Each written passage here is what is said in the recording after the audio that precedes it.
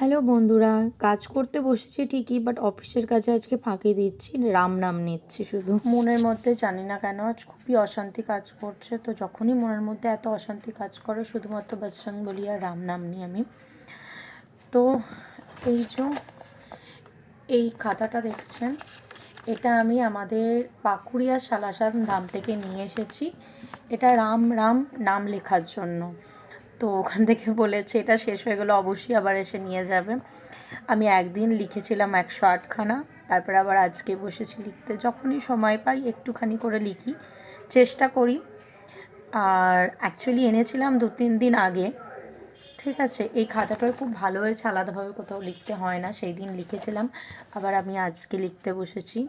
প্রতিদিন লেখাটা ভালো, 108 বার করে রাম রাম নাম, কিন্তু সবার তো সময় হয়ে ওঠে না। আর এমনিতে কথায় আছে, যখন আমরা বিপদে পড়ি, মন খারাপ লাগে, তখনই ভগবানের কথা মনে পড়ে। সেটা সবার ক্ষেত্রেই হয়। এমনিতে একটা ভগবানকে সকালবেলা উঠে ফল ফুল দিয়ে পুজো দেওয়া সেটা আলাদা ব্যাপার, কিন্তু যখন বিপদে পড়বে সবার আগে কি মনে হবে? মা কালী।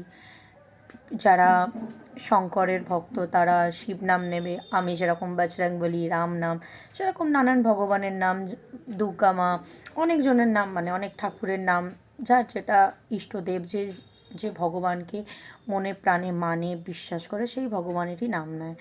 তো আমার তো অবশ্যই বজরং বলি, শনিদেব, সূর্যদেব।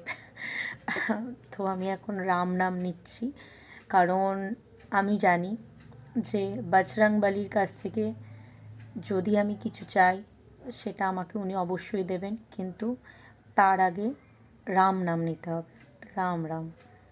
তো সেই রাম রাম নাম লিখছি, যাতে বজরং বলি আমার মনে একটু শান্তি দেয়, আমি যাতে খুব আনন্দে থাকতে পারি। এই যে রাম রাম নামটা লেখার পর মানে মনে একটা শান্তি আসে, জানি না কেন। সকাল থেকে খুবই কান্না পাচ্ছিল, হঠাৎ করে কিছুক্ষণ লেখার পর মনে একটা শান্তি হলো। হয়তো মাইন্ড ডাইভার্ট হচ্ছে কিংবা জানি না কি হচ্ছে, কিন্তু হ্যাঁ একটু শান্তি লাগছে। তো মনে হচ্ছে এবার আমি কাজ করতে পারবো, দেখা যাক কী হয়।